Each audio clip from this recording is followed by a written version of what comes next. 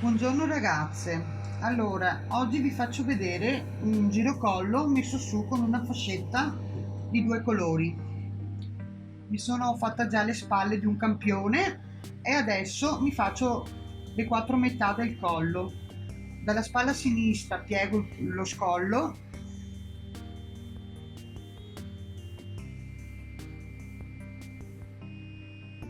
e mi faccio una metà, mi tappo qui,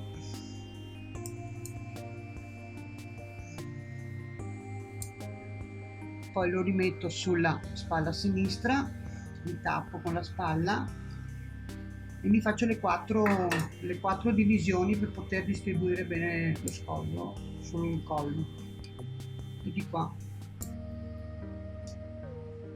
là. Ok, prendiamo la maglia a rovescio e cuciamo le due fascette che io mi sono calcolata praticamente un 30 cm rispetto allo scollo, però andremo a ricontrollarla dopo. Una è alta 4 cm e mezzo e una è alta 3 cm. Per la lunghezza ho fatto più o meno lo stesso dello scollo, però adesso la cuciamo e poi andiamo a controllarla prima di applicarla, se la misura va bene in lunghezza, perché dipende un po' dalla costina. Allora prendo le mie due fascette a rovescio, dritto contro dritto praticamente, e cuciamo così.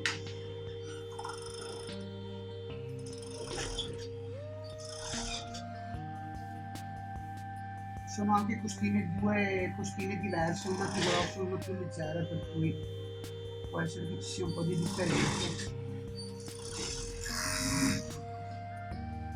Adesso io ho il collo così, che viene piegato, praticamente viene piegato così. La cucitura deve andare verso l'alto, quindi sarebbe il caso di dare una stiratina e piegare.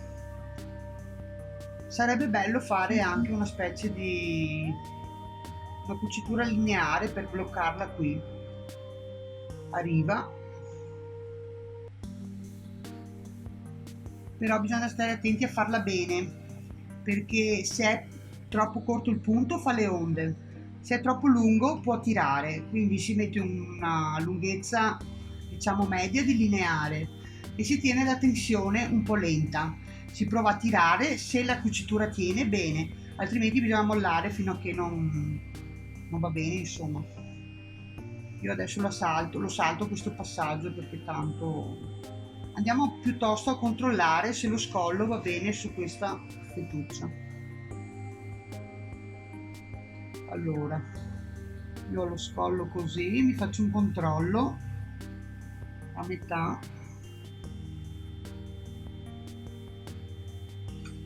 piego a metà la fascetta e a metà il collo, per vedere se come misura ci sono, che può andare bene la misura che ho fatto io. Mettermi qui giù. Allora,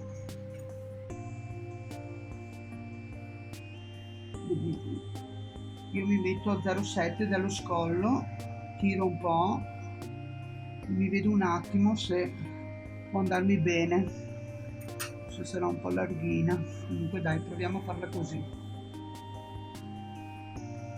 Chiudiamo con la cucitura sempre verso la parte più alta, diciamo così. Vediamo.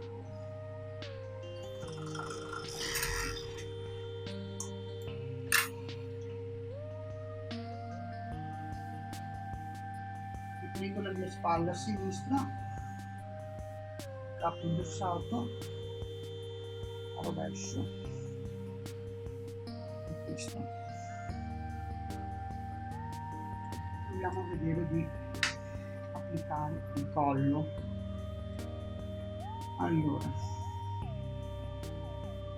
la cucitura dovrebbe stare verso l'alto se ci facciamo anche l'impuntura, che l'impuntura si potrebbe fare sia nel solco proprio qui della cucitura, per cui non si vede, oppure si può fare anche a riva.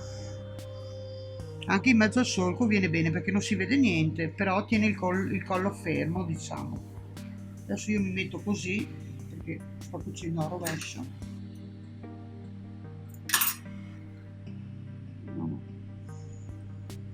no?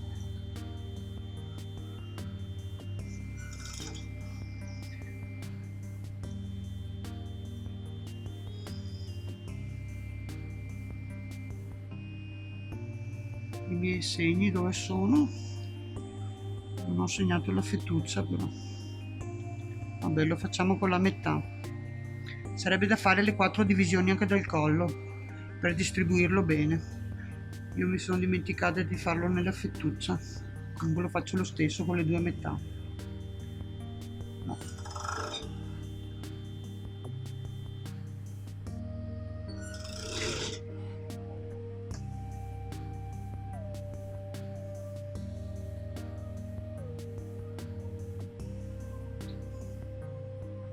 Un po' di pazienza.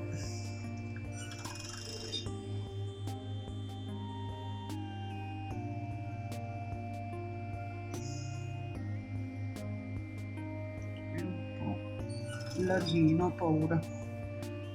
Bisognava aver misurato meglio all'inizio.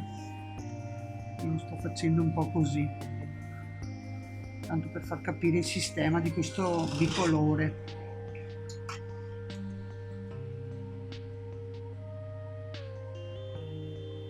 Perché è molto carino quando è finito.